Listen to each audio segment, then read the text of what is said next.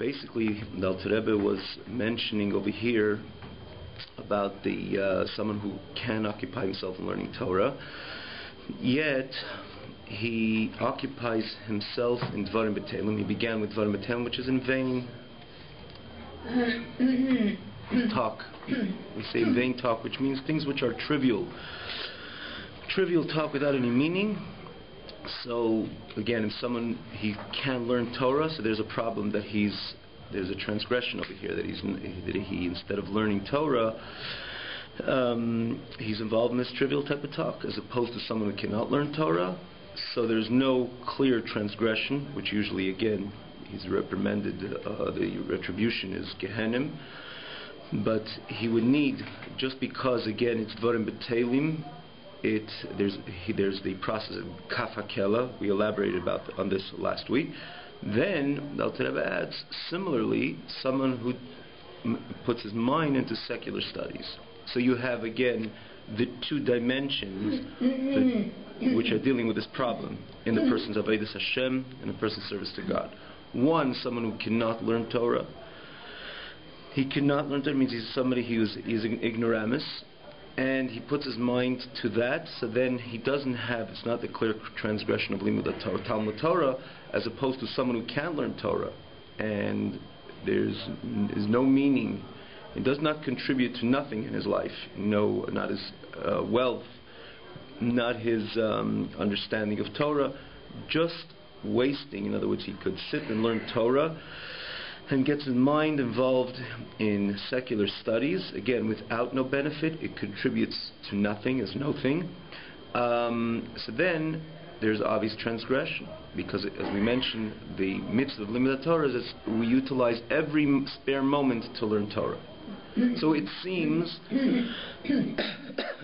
to be very similar, for that matter. It seems very similar according to in other words, the trivial talk, Dvarim B'Telim, in vain talk, and secular studies seem to be similar, because, and again, it depends who he is. If he's ignoramus or someone who could learn Torah. If he's ignoramus, there could be a problem, but it's not as severe because there's no clear transgression. As someone who could learn Torah and waste his time and things which again bring no benefit to him, so then there's a transgression of the study, in other words, of the mitzvah of learning Torah in every spare moment. Here the Alter Rebbe adds, and this is where we left off, v'oid zos, additionally, do we have that we're following? Are we all following v'oid zos?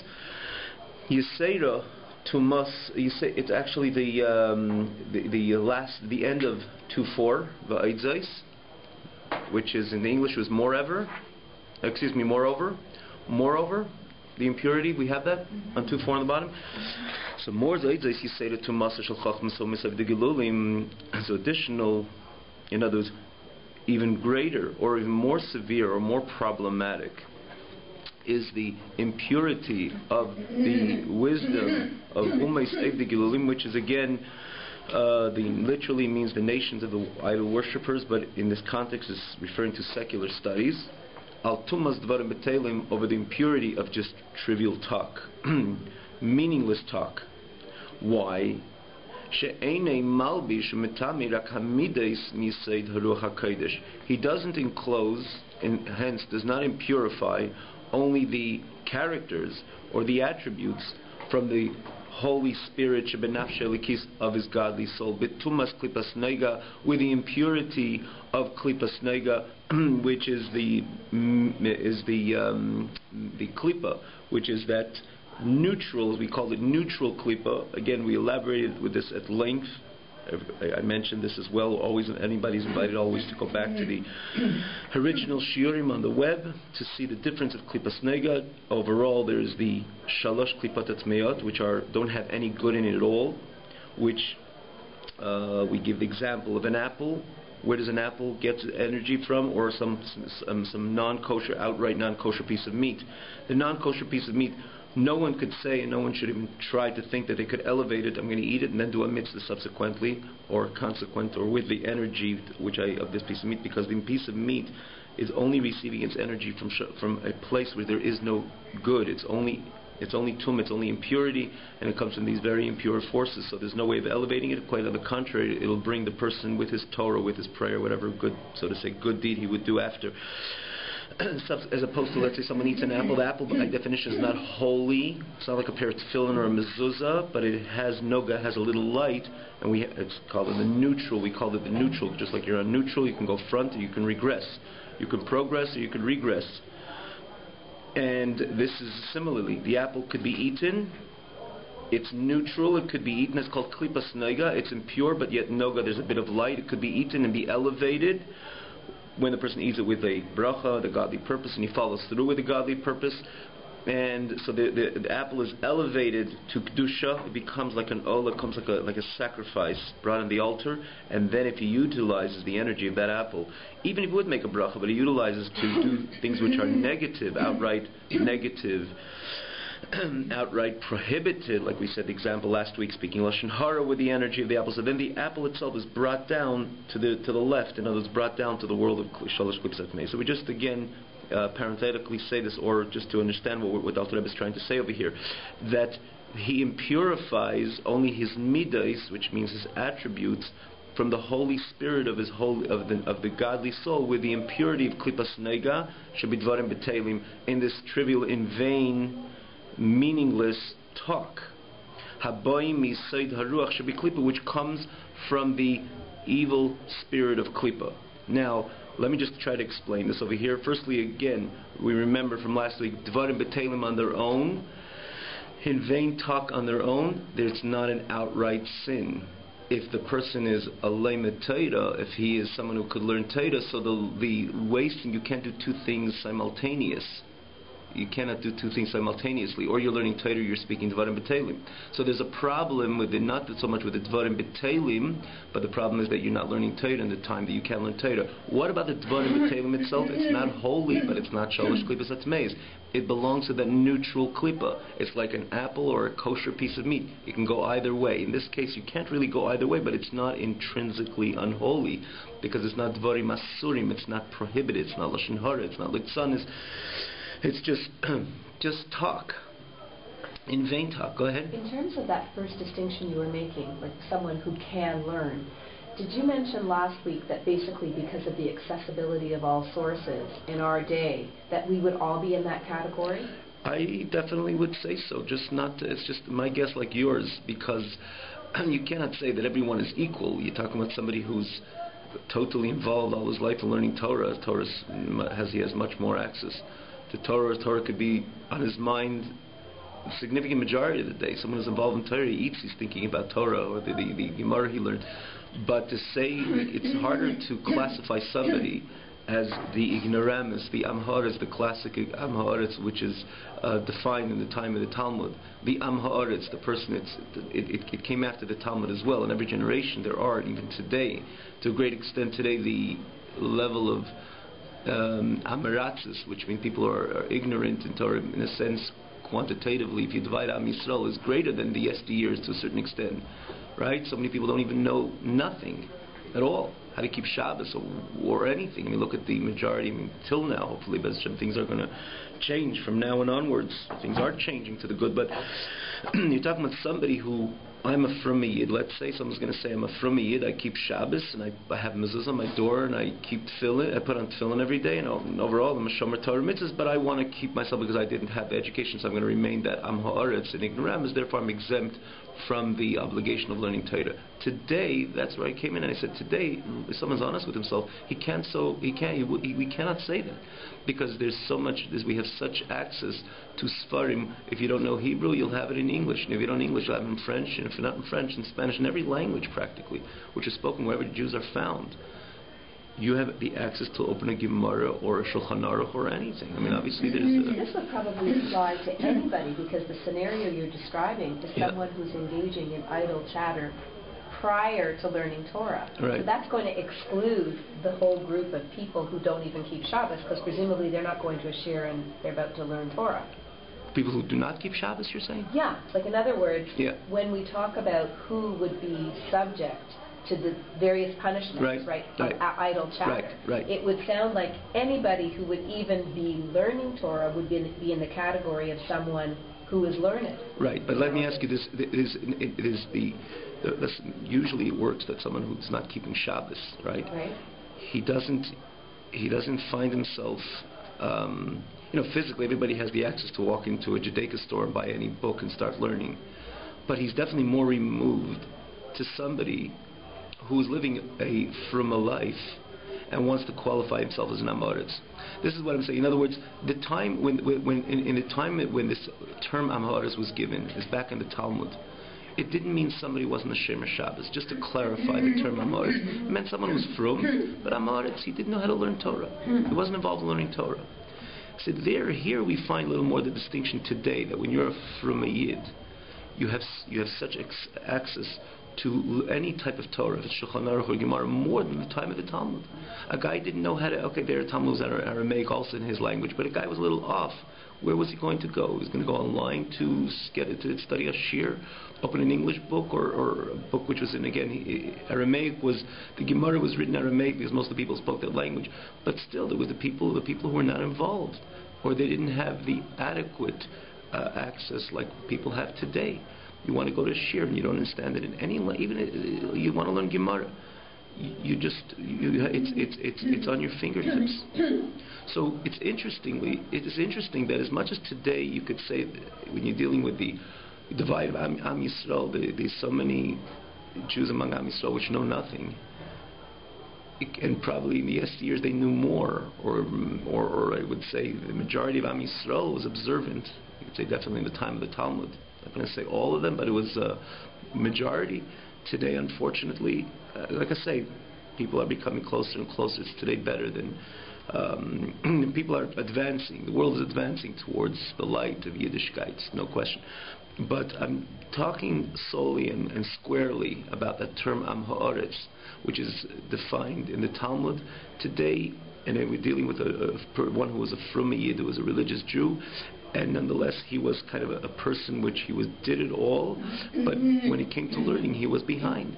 Today, obviously no one's the same. Someone who went to yeshiva and his mind is full of Torah and appreciates Torah and can learn Torah, or his parnasa, let's say, his well-being is from Torah, if he's a teacher in yeshiva or so on, you cannot compare him to someone who is removed or not as involved in learning Torah. But in the same token, today when someone is a fruma yid, he has full access to learning Torah. He cannot, if he's honest with himself, he cannot stop and say, well, I'm that Amoritz in the time of the Talmud. That's it. I'm the same guy the Talmud. Why am I better? No, today, this is part as we get closer to the times of Mashiach, and the promise of Mashiach is that the world will be filled with the knowledge of God. This is part of the promise, that we have the shiurim and the knowledge of God, i.e. Torah and Torah study and all dimensions of Torah at our fingertips.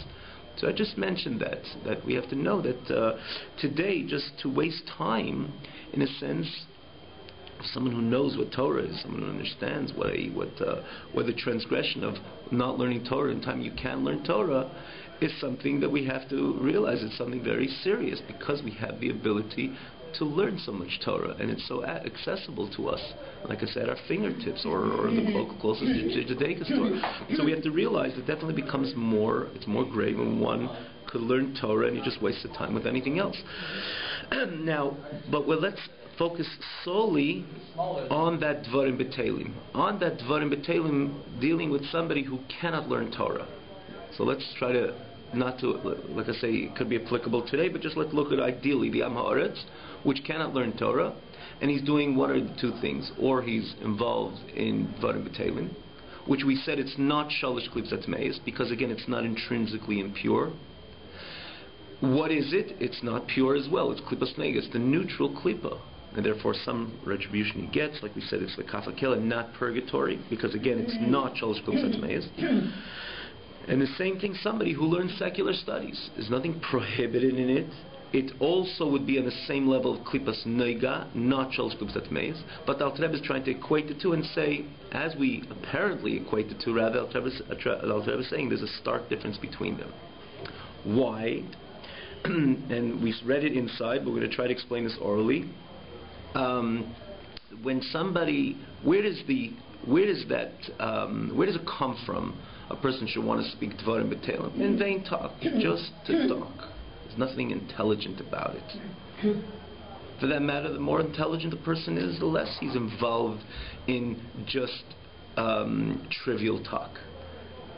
because he's intelligent, he speaks intellectually, or he finds in his conversation among intellectuals, or he himself tries to any type of talk of his, or at least the majority of the talk of his, because he's an intellectual person, are about intellectual ideas.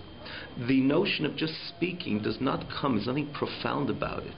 So where does it come from? So based on what Alter Rebbe explained this in the previous chapters, how man is structured, there's the intellect of man, and then there is the emotions of man, or the attributes of man. If one wants to say, naturally, the intellect are way superior than the attributes. Not everybody's intellectual, but everybody has emotions and attributes which they express themselves with. When we say not everybody's intellectual, not everybody is able to use or to bring out to their intellect is not particularly manifest.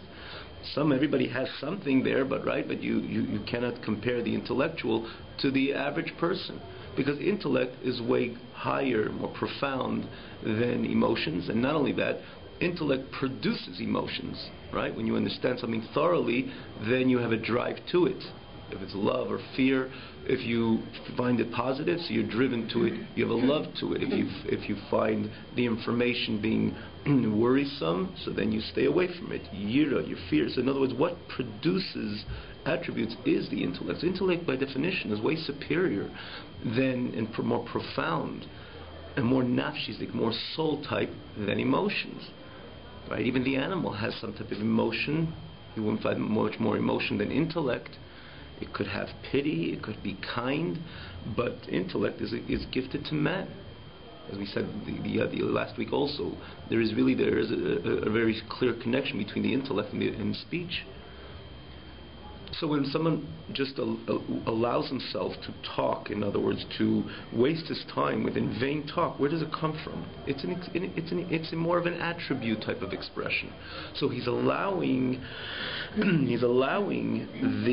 the spirit of ruach, which means the evil ruach, the evil spirit, which is associated with is attributes of klipas nega, which comes from his animal soul, to take over, which means to impurify the spirit, the Holy Spirit, the sanctified spirit, which exists in his holy attributes. Right? We Alter Rebbe, again, what he did in the very first chapters, he showed there's a set of associated with the godly soul. The way the godly soul is made up, and the same set there is in the animal soul. The godly soul has intellect and has emotion. As we mentioned in the third chapter, the intellect of the godly soul is solely about God. What does he intellectualize? God, godliness, divinity, holiness. What does the godly soul feel? Or if it has love and fear, it has love. It's loving God. It has fear. It's fearing God, etc. Conversely, the animal soul, it just is driven to be basically more animal. Doesn't mean it's bad. It's just driven to be a bit more animal, more crass, more gross, more animalistic, more material, more worldly, more inclined to physical or pleasures, whatever contributes to its pleasure. That's what the animal is all about. Does it have intellect? It has a bit of understanding. Like we said, even about the animal itself. It knows where the barn is, it knows where to eat, it knows who its owner is. It has a bit of intellect. Not really, you can't call it an intellectual animal, but it's some type of understanding it has. Similarly, the animal soul within us, when we say it intellectualizes, what is an intellectualize? Intellectualize how to obtain this which is ultimately going to contribute to its comfort. So really, if you think about the animal soul, it's much more about its attributes. Because it's about inclining myself to things which are comfortable, would make me comfortable. And if I have a brain, I'll try to figure out how to develop this drive, which is ultimately to things which are going to make me comfortable. So these are the two souls, basically, which are always in a query, or you want to say in a kind of a battle with each other. One wants the entire system to be governed by it, which is the godly soul wants to govern the whole entire system, and the animal soul wants to govern the entire system. So when you break it down over here, you see this particular battle between speaking words of Torah or expressing one's heart in a godly manner or expressing one's heart in just in Dvarim B'Teilim. This is a battle focusing on the Ruach, on the Ruach Ra as opposed to the Ruach HaKadosh. But what is it? It's on the world of Midot, the world of attributes. Because where does Dvarim B'Teilim, the interest of talking in vain, in other words, just regular talking, in other words, without any meaning, talk without any significance, where does it come from? It's not particularly intellectual. You find much more by the ignoramus. Go in the marketplace, or someone who doesn't have a job, or is not structured, or particularly not intellectual. They do much more talking than a person who's a bit more structured and is a bit intellectual. So when you're dealing with this particular battle, you're dealing the battle of the attributes of the negative over the attributes of the positive, of the holy soul, of the godly soul, as opposed to. Okay, we'll say this is the explanation of what we did till now. Hi, how are you? As opposed to this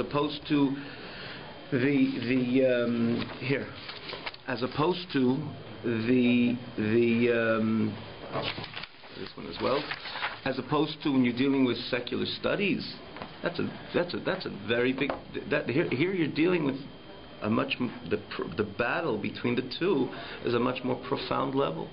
Because here you're dealing with the intellectual dimension of the godly soul, which is ultimately wants to intellectualize God, like we said, godliness, ultimately Torah, which is Chachmaschem Obinaschem, and then the Chachma of the animal soul, which is again this dimension which wants to intellectualize with secular studies of secular studies. So the battle is a much more sensitive battle, or rather, to say it better, the battle is dealing with much more sensitive dimension of both souls. In this case, the blemish is so much deeper, so much more profound, because intellect, by definition, is so much more profound than midah, than just attributes. So here, this is what Alter Rebbe says. On the surface, they seem to be the same. So when you're dealing with someone who could learn Torah, obviously you have the problem right away on the spot that he's wasting his time, that he's not learning Torah. But when you're dealing with somebody, the two people who cannot learn Torah, which on the surface they seem to be the same, because Dvarim B'Teilim come from Klipas Noga, and secular studies come from Klipas Nega. It's not Shalosh Klipas Atmeis. So on the surface they seem to be the same. Comes Alter Rebbe and he says, if you focus in, you'll see that there's something even more grave when you're dealing with secular studies as opposed to just regular talk, Dvarim B'Teilim. Because Dvarim B'Teilim, the battle, or so to say, the winning of the battle, because you're speaking Dvarim B'Teilim, obviously. In other words, the animal soul is triumphing over here over what? Over the midas, the attributes of the nefesh is the godly soul. So the battle is in a much more inferior or external dimension of the soul, as opposed to when the person invests his mind, his greatest gift with his mind, the most profound part of him, which is again the nefesh elikis is interested only in godliness and ultimately in Torah learning, Torah study, etc. When that loses the war to secular studies, the battle or the triumph of the animal soul is in much more sensitive ground. I have a question based on what you said last week. You were saying that it's mutter if it's for parnasa. Oh, wait, we didn't get there yet. Oh, okay. We're talking about when there is no gain at all. Oh, okay. But no gain at all. Last week you mentioned that absolutely, we're going to do this right now. But let's look at when there is no gain, right? I thought it was very clear. Obviously, you say you just hear no secular studies. I mean, are all the guys who are in college doing the wrong? No. Let's just say when there is no. I said it a few times because it's important to note.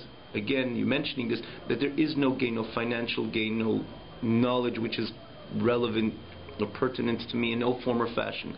I have the ability, I have the hour to learn Torah, and I don't learn. I wasted time in study secular. That secular studies. That's the problem when there is a problem of bittul Torah, which that's overt transgression. But again, here we're talking about when the two people which are both ignorant people which are ignoramus, they're both amiratzim, and again on the surface they both seem to be the same because they both can't learn Torah, and it's not holy but it's not unholy, it's klipas nega. Here the Alter Rebbe says even for the ignoramus the secular studies is much more grave than the Dvarim B'Teilim. for the reason we mentioned. And let's just see the culmination of this thought over here where we were holding. Or let's try to read this again. You read it much smoother, much easier now. So he says, when you're dealing with Dvarim B'Teilim, She'enim Malbishim Mitamei, he doesn't enclose or impurify only the attribute dimension of the Holy Spirit, of the godly soul, and it's impurifying it bitumas klipas nega, with this impurity. Again, it's not shalosh klipas atmeis, because it's not something which is by definition prohibited to talk. It's just trivial talk, meaningless talk, but tuma it is, even though it's klipas nega. Okay, but with watch b'dvarim etelim habayim, where do they come? Misay the ruach harasha b'klipazu, from the ruach spirit associated with attributes. Benafshe Bahamis, like we said before. Not the wisdom, understanding, and knowledge, i.e., the intellect of the person's soul. Ma'achar Shem Divri Shtusu Buris. It's words of silliness, and like we said, they're trivial Buddhists, meaning to say they're completely they're not on a level. People who are silly and amioritz. Again, this is the ignoramus. Those who are ignorant. You need not to be intelligent to just talk words in vain, meaningless words. You need not to be intelligent. And what is Alter Rebbe gaining when he's saying you need not to be intelligent? What he's saying is that you're not investing your intelligence. You're not investing this profound intelligence of your soul when you speak this Dvarim B'Teilim, because even a regular person, a shaita, a bur, an amoritz, a simple layman could speak these words. And like we said before, usually you go among the laymen, they're the most to speak these words. Non-structures, just stam talk. As opposed to when you're dealing with secular studies, so the Chabad, which is the intellect of the animal soul, which is again has the klipas nega, it's not the shlos klipas atmeis, but still pure it's not, and therefore it has a great energy of impurity, and that encloses and purifies the Chabad, which is the Chachma Bin Adas, the intellect of the godly soul. The Tumas Klipas Nega, with the impurity of Klipas Nega shebechachmas elu, in these studies shenaflu shama b'shviras hakelim mibchinas hacharayim shel Chachma dekdusha. I believe in your papers is a little bit of a lengthy stretch explaining this idea. We're not going to go in at length, but it says where does the wisdom come from? We have, it says the Chazal say Chochma Bagor. It says Chochma Bagoyim Tamin. Wisdom among nations you can believe, but Torah Bagoyim Al Tamin. Torah among nations don't believe they have, but wisdom they do. The Torah acknowledges they have wisdom. This is structured wisdom, and there's no question. You can never just push it away and says, nah, that's not really intelligent. No, they have intelligence. But the question is, we know that nothing just happens on its own. When Hashem, so to say, invested intelligence into this world, it began and it essentially remains, the core of intelligence remains in Torah. Torah says, Ki you are, the Torah is the wisdom, and the Torah is the understanding. So where does the whole rich wisdom, which does definitely exist by other nations? It says, like many other things, that there was a certain, it says it's the external of the Chachma D'Kedusha. And similarly, we're just giving a little example. When Adam Arishan was in Gan Eden, I'm just going to give an example. Like I say, you could, if there is probably a little explanation in there in the English, but we're going to just try to say it because it's not part of the flow of the Alter Rebbe is saying over here. But just to give this example, was there any evil which did exist when Adam Arishan was in Gan Eden prior to his sin? Evil existed. The only thing, it was completely concealed, totally not manifest. And we saw itself. He didn't even know he was unclothed. It wasn't even on his mind. What happened after he ate? In a second, all of a sudden he realizes that he's unclothed and he has to cover himself. Adam and Chava. In other words, he lived in such a pure and holy domain. His whole mind and everything about him lived in such a holy domain that all these things were not that he just pushed it away and said, no, I'm in Gan Eden, and therefore it wasn't even an issue to him, because his whole, everything about him and his whole, wherever he was, or rather the fact that he was in Gan Eden prior to sin, the whole phenomenon of evil, evil exists when you know about it, right? Does a table affected if there's something immodest in a room? No, because it doesn't have a mind. If there's something, a person cannot daven in a room with his immodesty, because his mind captures the immodesty, is susceptible to the immodesty, so therefore Allah says, do not daven there. What about the table and the chair? If the table has to walk out? No, it doesn't have a mind. It's not in tune to that reality. Adam Rishon prior to sin, he wasn't in tune to that reality. Hence, there wasn't. Everything about him was kaddish. So So the question is, did it exist, the whole phenomenon of impurity, or it just came about when he sinned? Well, there's different opinions. There's those who say when he sinned, that's when they entered in. But the majority, or the accepted opinion, that it existed, but it was completely submerged into the world of Kedusha. It didn't have its separate entity or identity to say, I am, and therefore be aware of me, or be aware of that, or be aware of yourself, the way they were aware of themselves subsequent to the sin. Because it was really part of, and like I say, submerged to the world of Kedusha. And therefore, he wasn't in tune to any of this reality. What happened when he sinned?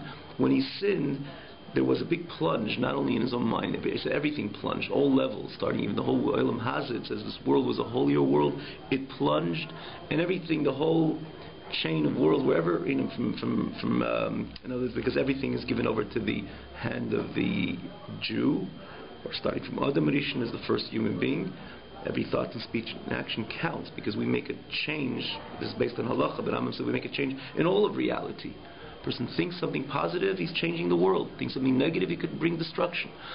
But so what happened is that it's not that impurity didn't exist, but it was so completely nullified and subordinate to the world of Kedusha. Everything was Kedusha. Everything was holy. What happened when he sinned was, it's separated. Now I am is here as well. So the kind of and what he did was certainly severe and grave. Hashem said, do not eat it, and he went ahead and ate it. So that break, so to say, that violating Hashem's word caused not only just like something small, but it kind of was an explosion in every level. And it was very evident on himself. This is Pshuti Shel Mikra. The Pasuk says, prior to that, he had no idea of the whole phenomenon of immodesty. So it means something which existed, but it was completely submerged. In the moment that he didn't listen, something exploded, so to say. Right? We don't see the explosion right when we do something with Hashem, but there's something terribly happening. And because of that, it separated itself. It says, I am as well. And now you know the laws of immodesty, and you start realizing that you have to cover yourself. So you see over here that there exists something that it really doesn't have its own entity, but as a result of something else, it ultimately comes and gains its identity. Similarly over here, the Rebbe says, just says parenthetically, where did these wisdom come from? Hashem put wisdom in the world, he put it into Torah. So it says there was a phenomenon of Shviras HaKelim, which it is associated. It says associated with the Levana complained. He was the first one who caused that. So the disorder, it's associated with Adam Rishon's chet, Adam Rishon's sin. It was a disorder. What happened was, because of the disorder, the negative in this context is the secular wisdom gained its own identity. And look around today, people, it gains such identity that someone would say, well, they try to balance it with the wisdom of Torah. Rahman al-Itzlan. This is God's wisdom. This has infinite wisdom. As opposed to this, it's just a chiraim. It means to say it's the about face. It's the external of the holy chachma. But it got its identity when it fell by Shviras HaKelim. Literally, Shviras HaKelim means the breaking of the vessels. It's a whole topic in Kabbalah and Chassidus. But I just said a little bit just to understand that really, like everything else, what would the world be like if Adam Rishon wouldn't sin? Certainly wouldn't look like the world we have today.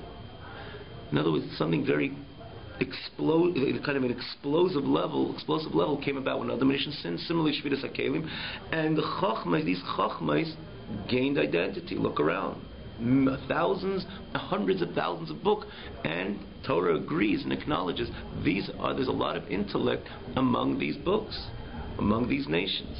It's true. When you find intellect among nations, believe in it.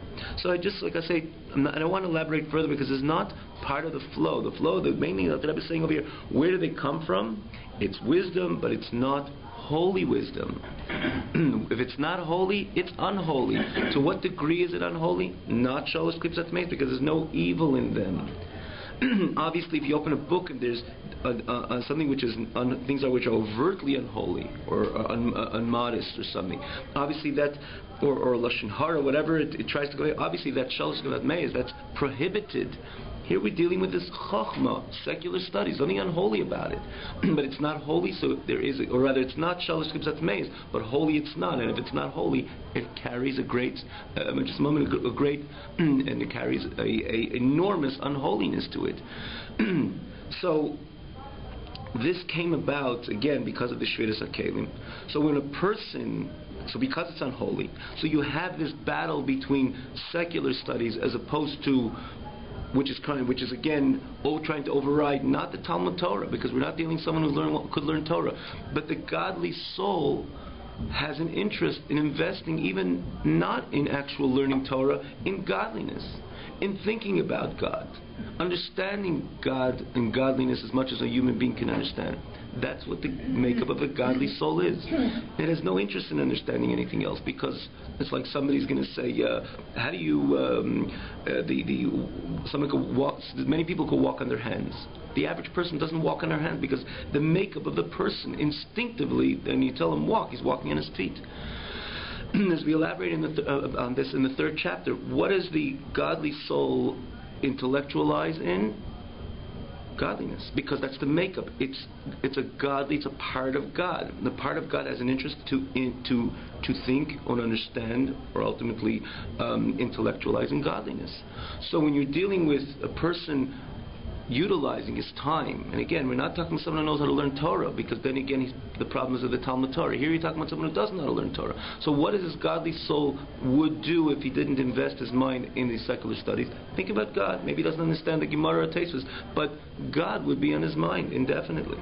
So when he invests that godly soul, or he allows that godly soul to be overtaken by these secular studies, ultimately the battle has been lost in very sensitive territory, because intellect is so much more profound than anything else, any part of the person's system, even his emotions, because emotions are derivatives. They're born, they're produced, they're second level, second generation than intellect. I'm sorry, go ahead. Yeah, so as Klipat Noga, yes, the secular studies, would they not, like the apple, have the potential to be elevated? Excellent point what you're saying. The only way they can be elevated, right away I would say, on the surface, no, because the apple could be eaten and then you have the strength to learn Gemara. But because it's Klipas Nega, and we know Klipas Nega by definition is that it's a neutral idea that could be, you go backwards and frontwards with it. So where's the frontwards? How could you elevate these studies? Here we go. Now we say Elohim Kain. This is what we're studying now. A person does it to bring Parnasa. So then you're taking this Klipas Nega. And again, like you're asking the question, and you're asking a very good question, because on the surface you can say, well, an apple, I could see what I could do good with it. I could eat it and make a bracha and do a good deed with the energy of that apple. But this is, we just said secular studies is secular studies. But we know, as the Alter Rebbe explained when he dealt with Klipas Nega, this is the definition of Klipas Nega. Nega means there's a little light. Noga, if you learn Yecheskel, the translation of Noga means a bit of light. So where is the light? Because it's not Shalosh Klipos Atmeis, we say Shalosh Klipos Atmeis has no noga inside. There's no good. And as we translate it, very clearly, starkly, the non-kosher piece of meat, it's all evil. Therefore, in other words, its energy is coming from the impure forces. Don't try to elevate it. Don't try to do a mitzvah with the strength of that piece of meat. An apple, I can, right? An apple, I can, because the apple's klipas noiga, it has a bit of noga inside. Here we call secular studies noga, klipas noiga as well. Backwards, I know, as we explained, right? Even the person you're talking about, Amaretz, cannot learn Torah. But because ultimately it's not Kedusha, so it's conquering, and it's fighting, it's conquering, it's winning, it triumphs over the most sensitive part of the Nefesh Elokis. But where is where, if it's Klipas Nega, where do we see that it can go, can it be elevated? This is basically the question. Here the Alter Rebbe is going to come and say that if someone, let's say, makes a parnasa from it, means to say that a person is blessed with children and he has to bring parnasa because he wants his kid to go in the ways of Torah. And he could become a doctor, become a lawyer, and with this he could be mefarnes. In other words, he could bring parnasa to his family, to his children, and lead them and educate them in the way of Torah. What contributed ultimately to his parnasa are these studies. So these studies are elevated to Kedusha when his children go to Cheder and his children go to yeshiva, or they eat kosher because the kosher milk costs a bit more than the non-kosher milk. What contributed to that? It's all the secular studies. If it's law, if it's medicine, this is where the Klipas Nega has its aliyah, has its elevation. Yes, ultimately similar, exactly like the apple. That you took the apple and you made a bracha and you gained strength and you're learning a piece of Gemara. The apple itself is elevated. Hence, these studies are also elevated when it contributed to this positive notion of a person living comfortable in this world with a purpose of educating himself and his entire family to Avodas Hashem, to the service of God. That's one way, and that's what this is basically the culmination of this Perek. Ela im kein oisa kardim lachtich bahen, that he makes it a shovel or a chisel. I don't know, how does he translate kardim? The word kardom, I think it's a chisel. Actually, you see, this is the 4 of 4. I think you have the 4 of 4, no? In any case, kardom is I think it's a chisel, in other words, to cut. But kardom is, I don't believe it says instrument. You're reading the word instrument. I'm not sure where you are here. In the.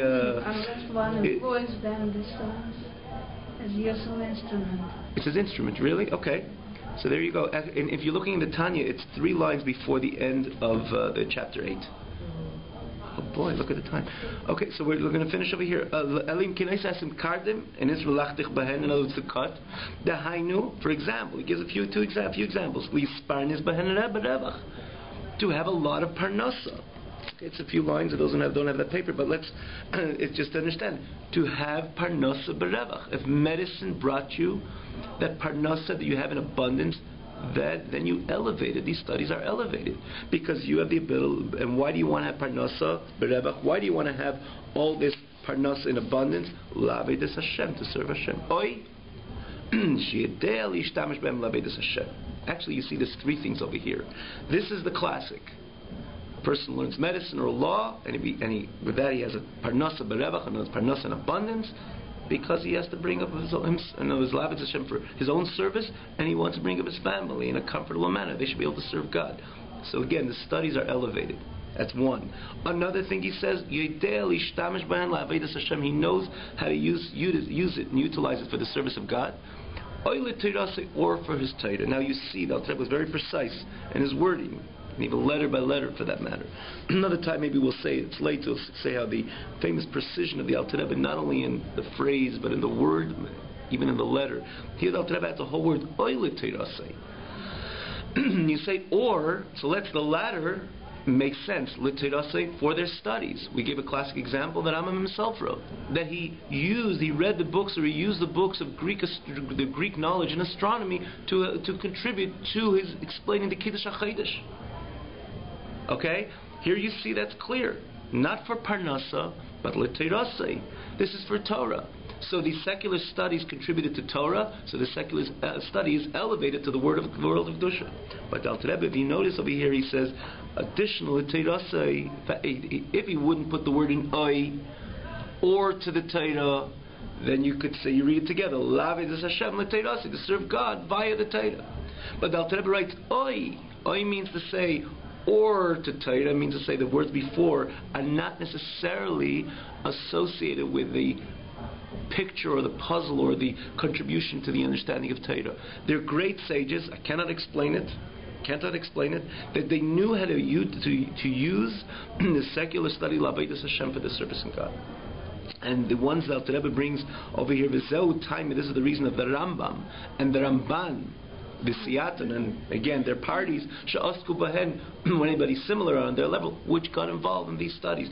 It not necessarily, this proof, when you're dealing with the Rambam and the Ramban, wasn't only about the fact what the Rambam himself writes, that he used the secular studies in order to understand certain parts of Torah, in this case, let's say Kiddush HaChodesh. That's one idea.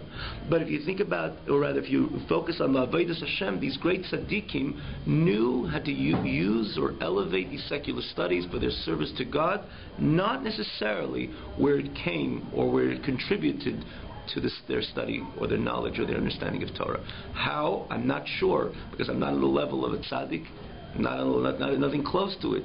But from the Alter Rebbe, you see, it's very indicative. The fact that he puts in the word "oi" means to say it wasn't only for the Torah. In other words, how it contributed to their Torah knowledge or the certain ideas of Torah, as the case we just gave of Kiddush HaChodesh, but they knew how to utilize these studies for their service to God. The Rambam, the Ramban, and others as well. So we see very clearly, again, this is something exceptional. I think it's extraordinary. Not necessarily this part for sure. It's not something which is attainable to anybody, because someone who's on the level of a tzaddik could only know how to utilize secular studies. Again, not necessarily where it contributes to his knowledge of Torah. It's where just they know how. Again, they are tzaddikim, so it's certainly not attainable. Today, I can't say that someone's going to say that I need to understand the Kiddush HaChodesh and the Rambam, so I'm going to start reading books of astronomy. If he's really so interested, I think the Rambam himself build up the Torah in a way that we don't need to go there. If someone needs and he feels it could contribute, watch something, read a book about, let's say, that we're dealing with Kiddush HaChodesh, go ahead, because it's ultimately that we can say that maybe we do have access to that, or that is pertinent, or it pertains, so to say, the average person. The first idea that the person has parnasa berevach, that he has parnasa in abundance because of these studies, this is all out there today. The doctors, the lawyers, people who are involved, and they have parnasa. Maybe why do they choose that over the other? But that's what the fact is, that this is bringing them parnasa. This is something which they elevated, all their secular studies which they invested are elevated to this parnasa berevach. So again, to divide the three, there's the parnasa berevach, which is really pertinent to the average. The other extreme is really not pertinent to the average. These are tzaddikim, which know how to elevate this even in a time or in a state which does not contribute directly to their Torah. And then l'teiraseh, I think all those tzaddikim, or the Rambam, the Ramban, they laid it out all for us, but if someone needs periodically to look into something which could help them understand a Rambam or a Gemara, so you could say yes, that's also, he's elevating those studies as well. Have a great evening.